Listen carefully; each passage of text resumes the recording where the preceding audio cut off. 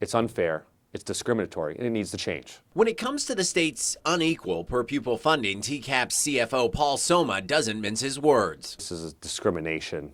By definition, this is discrimination, and really in its worst form. What we're talking about is providing resources to give one set of students opportunities, and then providing a separate amount of resources that give students a lesser set of opportunities. According to Soma, different opportunities based on the different amounts the state pays for each student.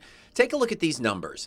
This year, TCAPS received the minimum of $6,846 per student. Meanwhile, students at Birmingham schools were funded at a rate of $11,744.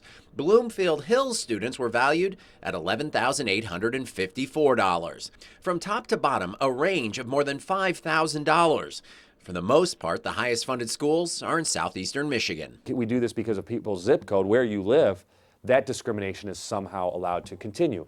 It's not a new problem. In 1994, Proposal A was supposed to fix it. Soma says it didn't. For 10 years, we've been fighting this battle. We've gotten literally almost nowhere. And in fact, some people don't realize, but in the current year, the inequity actually increased. Exploring the question of why leads to not getting to answers. And that search for answers often comes here to the state capitol. Lawmakers from northern Michigan say it's time to level that playing field, equal funding for all students. But that hasn't happened. They blame the political powers in the southern part of the state for the gridlock. We would love to see the equitable funding come up, but people down south feel we're going to lose it, and if we're going to lose it, we're not going to vote for it.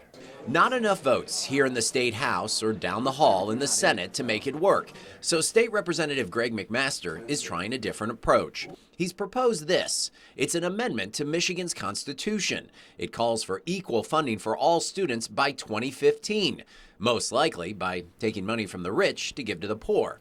It's not the first time the idea has been proposed in this chamber, but unlike past legislation, as an amendment to the Constitution, it's not the men and women here who vote. Rather, it would appear on the 2014 general election ballot for all of us to decide.